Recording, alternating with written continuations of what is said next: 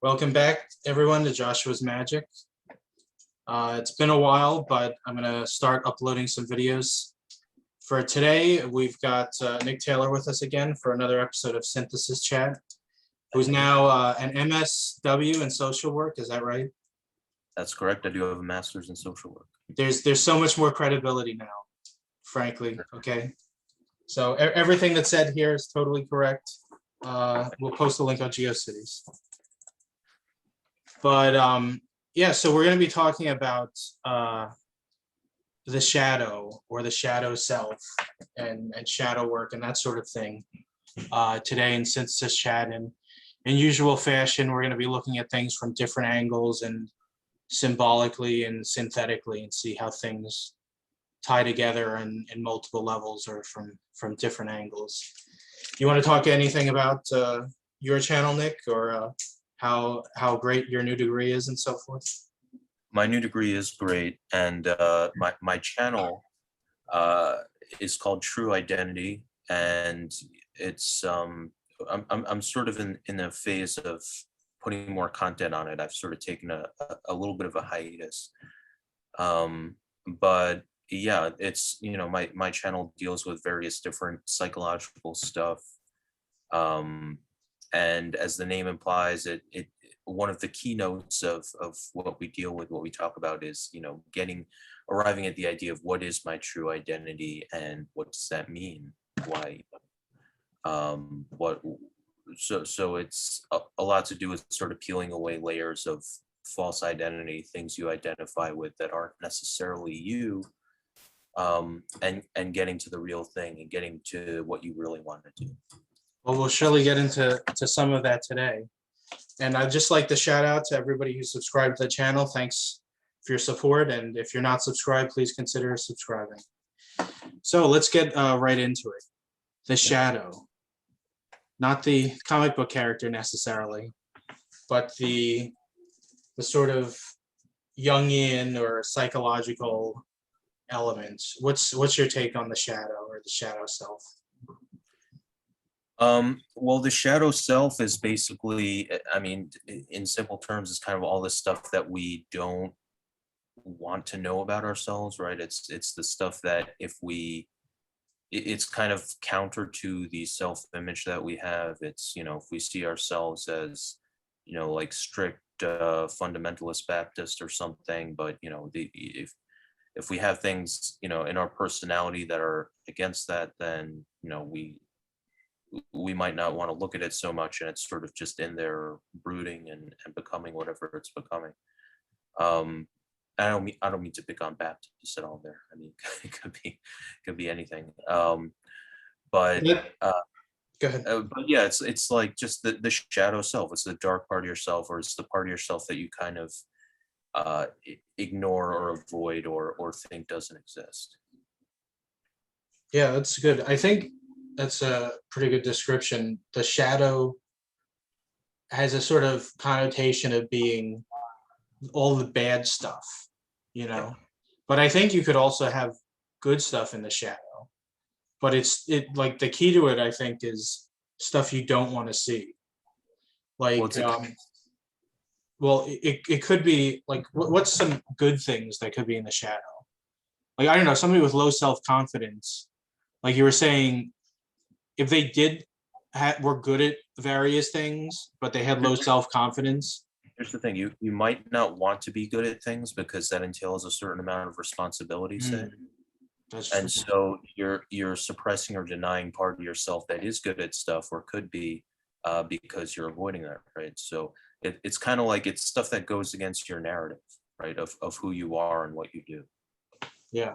So you can have, if you have some narrative constructed whereby, like, hey, guess what? I'm kind of a cruel person, but I actually think that's good for some reason because, I got to make it in this world or whatever it happens to be, right? You can create these narratives where things that we would normally consider bad are things that you basically not only accept but consider to be good about yourself. And then it's questionable whether you're actually integrating the shadow, like they say, right? So a lot of it has to do with your personal narrative about who you are and what you're doing in life, right? Yeah, the shadow, it's like, well, what is a shadow? A shadow is something, well, it's created by something interposing between the light and the thing the shadow is cast on. Yeah. So I think as we go forward in our discussion for the audience, it's important to look at things in a sort of symbolic terms, especially when you're dealing with psychological stuff, because things can be literally false but symbolically true. Like, I don't know, what would be some example of that? Like the idea that you attract into your life things that resonate with what you're doing, right? Yeah. And so, like, let's say somebody steals from you all the time, not like one person, but in some way, like things go missing from you, or some people literally steal from you, and it's like, well, I'm very, upstanding, and I would never steal from anybody, so why is this happening to me? Now, literally, it's like, oh, well, you don't deserve to be stolen from. But it might be sort of God or the universe's way of or your subconscious way of showing you that you are being a thief of sorts. Like maybe you're stealing from part of yourself. Like you're taking all your emotional energy to put it towards intellectual pursuits. And so it's like you're robbing part of your kingdom to pay the other part. And Yep. the outer reality is like, oh, this thing's being taken from you, but you're taking this other thing from part of yourself. That's true. Yeah. I mean, we tend to look at things having this kind of symmetry, right? Like if this happened to me, well, what the hell? I've never done that to someone. I never just walked up to someone on the street and punched them in the face. Why'd they do it to me? But there's always something to be learned at a higher turn of the spiral. Like if you have a really developed sort of nuanced understanding, like you're saying, of the symbolism of things, you could draw some kind of lesson from that, right? And it could be that in some sense, there's some principle to the thing that's happening to you that's reflected in your own behavior. Yeah.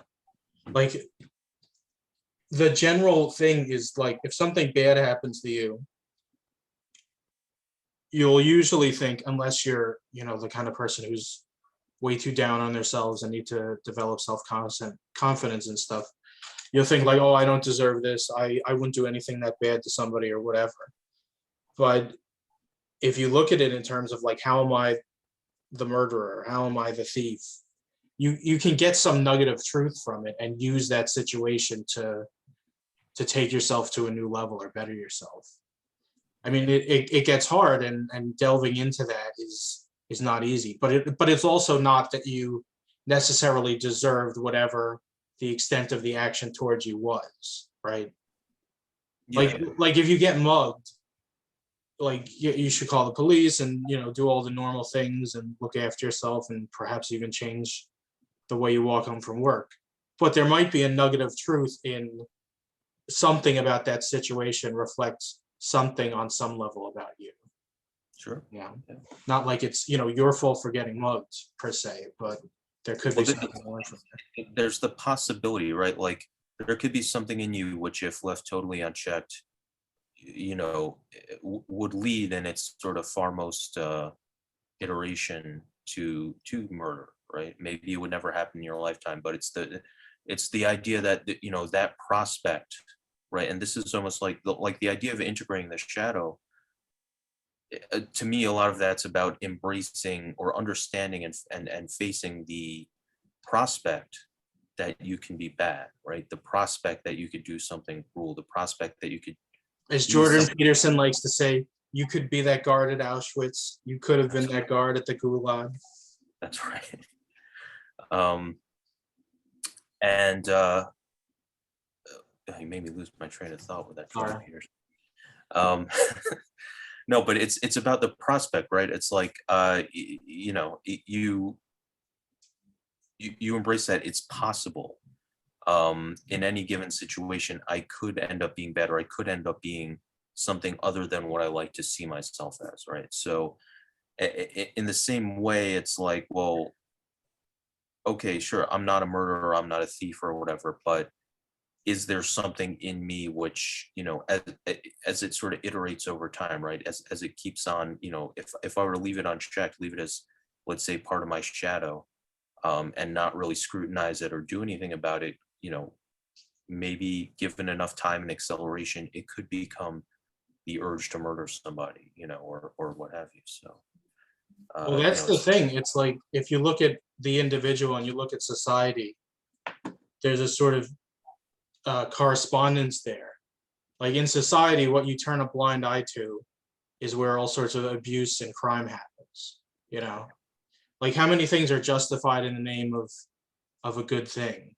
You know, like the invading of Poland. Because of the supposed Reichstag fire. Mhm. It's like, oh, we got to stand up for our country. The Poles are attacking us, so then Nazi Germany invaded them. And if people were more discerning or critical of that stuff, maybe it wouldn't have happened. And what you hide in you is what potentially develops, like you were saying. Maybe not into murder, but into other less desirable habits. Um, Yeah, it's so narrative. yeah, but so it's like putting your attention on it prevents it from going too far. It's like the things are in the shadow because you didn't want to see them for some reason, Mhm. but not looking at them allows them to develop into things you really wouldn't want to see if you're really hard against it. Yeah. Most people run into something and then it causes them to re-examine things, but some people are really thick. That's true. And we only have so much kind of psychic space, right? So, um, the same reason that part of the reason that we would avoid something as seemingly, I don't know, immaterial or fleeting as the awareness of a given fact, right? That's part of why it also becomes deadly to do that, because we have limited processing space, right? And so everything we do in our minds kind of takes up some kind of neurological resource and some kind of space in your brain. And so, like, that's part of the reason, right? Because you're sort of your brain is in the habit of doing certain things, of pursuing certain pleasures and satisfactions, let's say, of thinking certain habituated thoughts. And the awareness of the right awareness of even a rather small detail or idea, can disrupt that system, right?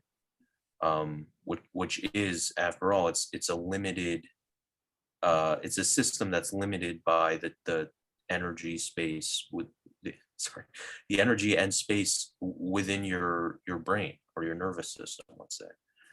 um and so there's concrete reasons why you have this revulsion towards a certain types of awareness, but for that same reason, when they come under strain, when they're suppressed, they end up being more of a drain. In a sense, they end up taking up more uh energy. They sort of, well, yeah, I'll just say that for now. I mean, they end up being more of a drain when you suppress them. Well, they're like programs you put in the background. Like the Right. programs are still running. I mean, it's different than closing out of a program. It's like when you minimize a program, it's still there running. I Yeah. mean, it might be using less memory or whatever, perhaps, but it's still there. And Yeah. I think that's one way to look at the shadow part of you, is that it's not like the undeveloped part of you.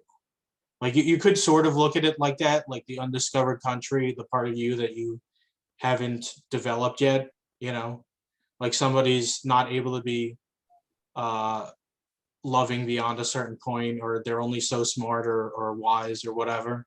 Like I wouldn't look at that as the shadow. I mean, you could say that sort of darkness and here be dragons and stuff, but in the paradigm that I'm sort of working with, the shadow would be anything that you already have developed or was at one time a conscious part of you. It's like something you had running and could see, and then for some reason you took your attention off of it or suppressed looking at it or whatever. Right. Well, yeah, you can.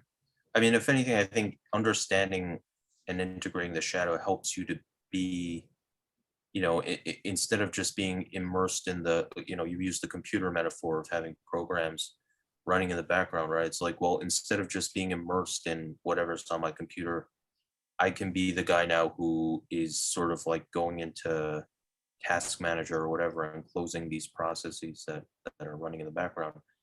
Um, Well, I think it's more than closing. I think it's you have to sort of grapple with why were you running it in the first place, and is it something good? Is it partially good? Is it something that was bad? I think it's about resolving the program. It's like, well, I was trying to do this with it, so let me finish that, or let me, see what I'm getting out of it synthetically and get it from someplace else, or whatever. Or just bring it I to the guess forefront. the way I would lay it out, and maybe it was awkward to sort of graph this idea onto that metaphor, but I guess like what I'm sort of driving at, the way that I would lay it out is that the prospect, it's like the prospect of being good or bad, right? As determined by your actions, as determined by the choices you actually make in the world. I mean, you think about this idea. So we talk about, like, right, you have a certain narrative about how you are, and you have a certain, certain things which are outside of that, which you're going to ignore, suppress, whatever, right? And so what I sort of correlate that with is the consciousness of being sort of immersed in the world of emotion, or any given emotion, right? So if you're under the sway of an emotion, the idea is it's basically this kind of this it's a directive in the form of a stimulus. Like, a feeling gives you the sense that you will either become satisfied in some way or maintain some kind of satisfaction by doing or not doing certain things, right? Does that make sense? I think so. It's sort of like the whole conditioning thing of, like, oh, if I do this, I get, cupcake or whatever. But it's sort of like you're just sort of immersed in this state of, like, well, it's this ambient mood that just says, well, I can, I can gain satisfaction, I can be happy or make this pain go away by doing X, right? Or I can sustain this feeling of happiness or satisfaction by doing Y, whatever.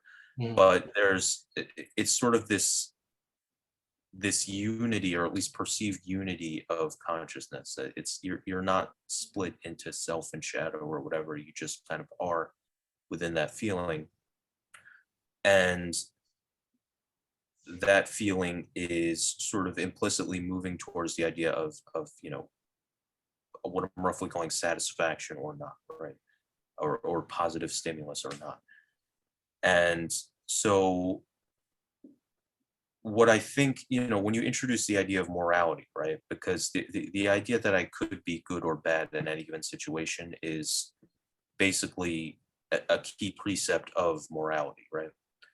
Like, you can't really have, I guess the existence of morality kind of implies that idea, right? That in any given situation, I could be acting bad or acting good. Mhm. Um, Or and perhaps neutral. well, sure, yeah. Um, but that's a whole nother talk. That's a whole nother synthesis chat for another day. But yeah, it's like, so I feel like, no, I'm going on a lot here, but like it sort of graphs onto, Don't Joe Biden me. Sorry, man. I've been going on too long. look, man, look fat, look. I'm gonna get in Uh, trouble if I keep talking. no, but it's so the point is, like, there's this emotion that's like this state that's leading towards satisfaction or not.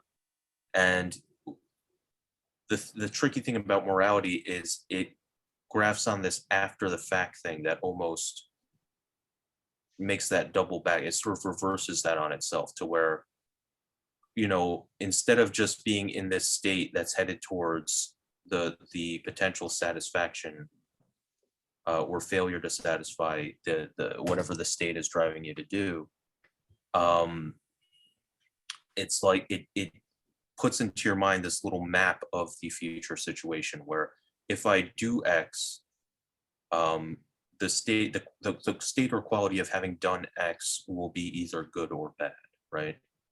And so when I say it graphs on, it's like our emotions, our emotional consciousness is inherently driven towards some kind of goal, such that it is, right? Like it's inherently looking to do or obtain something in order to feel the appropriate way, let's say, Mhm.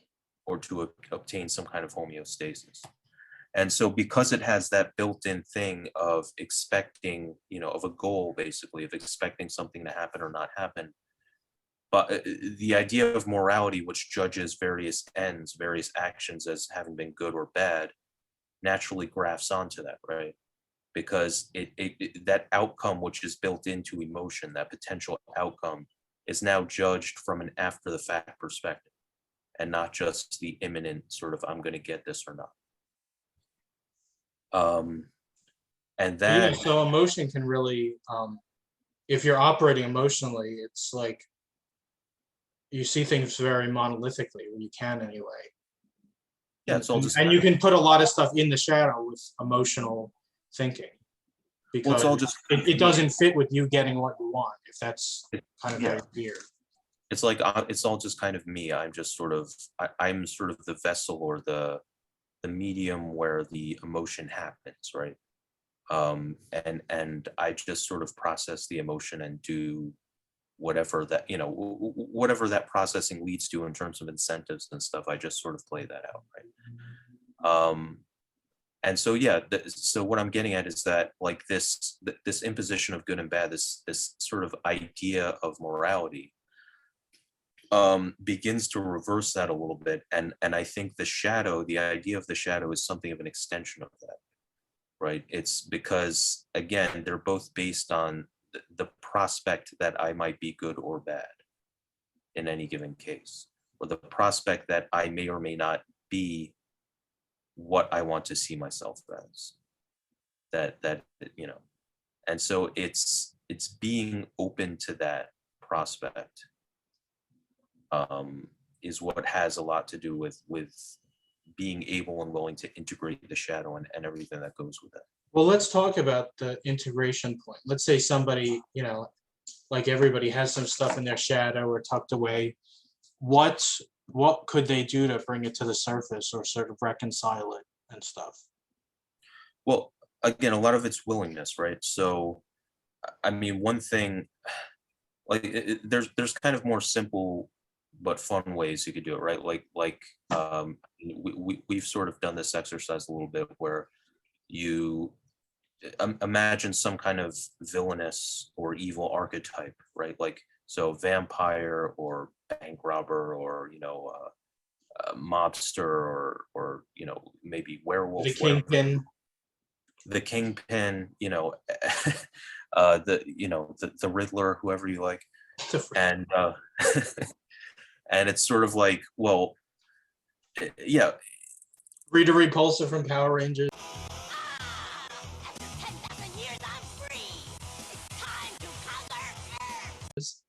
Let's just name the silliest villains possible. you know what? If you relate to Rita Repulsa, there's no hope for you. I'm sorry, but but no, it's like so you sort of so this is one exercise, is to sort of pick an evil archetype that you vibe with, that you relate to, and just kind of meditate on it or think about it, like why do I like this? What is it about this? And feel those feelings and be willing to, because you want to sort of preemptively clear the space for you to be not entirely what you want to see yourself as, or not entirely good.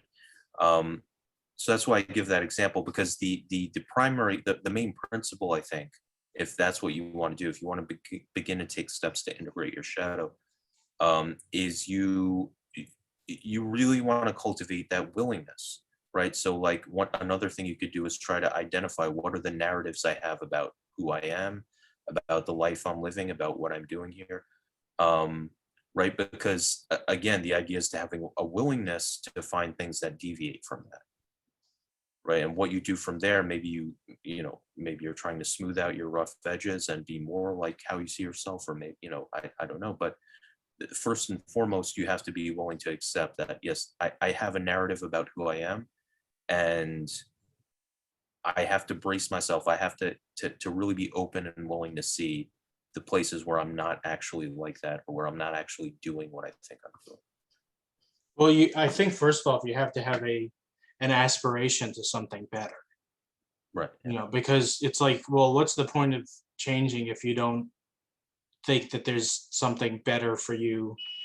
Well, that It may be on a personal level, just your own psychological well-being, but it might be, being a better person and helping people out in the world. And so I think that that aspiration or desire to do good or be better than you were, is ultimately what motivates you to look at the stuff you'd not want to be, um, open to seeing by yeah. itself. It's interesting because it inherently kind of competes with, like, you might have some narrative about, again, like what is the good I'm doing in the world, or why am I good, or why I like myself, and yeah, this sort of, if you accepted all this idea of shadow integration, then on some level it's inherently a conflicting narrative, right? Because the whole idea is, well, yeah, I want to do good and this is good, but by definition, this entails going beyond how I already see myself and what I'm doing. Um, if that makes any sense. But So it's almost like to explore the undiscovered country of who you could be, you mhm, have to, journey into the underworld, so to speak. Like that's Hercules or these sort of ancient mythical heroes. It's like, because Hercules was trying to become a god or to become divine. So that was sort of like the undiscovered country for him. But, he had to deal with all these sort of forces and in some points go into the underworld in those trials he went through. And so it's almost there's some synthesis. the There's like underworld. the light of the day that you exist in, right? But to go into the unknown country of where, the greater light, the kingdom of the gods, Olympus, whatever, you might use to represent a better version of you or a better world, you have to go below, and go under things before you can rise above them. The underworld is where runs the river Leth. I don't know how you pronounce it, Leth? but Leth meaning forget. Oh, Styx. No, yeah, the river Styx, but it's also Leth. Oh, I don't know the exact sort of mythos behind it, but but yeah, if you fall in the river, then um you forget, right? probably. And that's where Achilles, well, that's where Achilles got his power from, right? Wasn't it that Oh, I think that was the river. That was Styx. Or I thought you said they're the same. I'm showing. No, I But, don't think well, they. either way, his mother, when he was a baby, it's like, well, so what if he forgets because he doesn't know anything yet? So she dipped him in the river, but she held his heel, Yeah, yeah. when she did. So that was the only part of him that wasn't, super Oh, strong or invincible. okay, yeah, yeah, yeah. But it's just interesting, the concept of, it's a river of forgetfulness. That's kind of where you have to go, right? Everything you've forgotten about yourself. Hmm, interesting. So yeah, you got to go into the underworld. Is that from the Bible? The first shall be the last, and then there's something else about going under all things to rise above all things. Not great with quotes on the fly, but so I think that's a pretty good place to end it. You any final thoughts, Nick? Oh man, nothing that wouldn't just lead to another hour or two of conversation. But yeah, I was happy to do this chat. Always happy to do the synthesis chats. Very worthwhile project. Any other ridiculous villains we should bring up, like the Hamburglar? Oh God, the Hamburg look. Yeah, I guess, yeah, thanks for coming on. Make Blinder. sure to check out Nick's channel below. And if you like this video, hit a like down there and leave us a comment. What's your understanding of the shadow? What shadow stuff or experiences have you had going through the darkness within yourself to reach a new level of awareness? Comment below, and hope to see you guys next time. Good luck in your journeys through the lands of shadow. Take care, guys.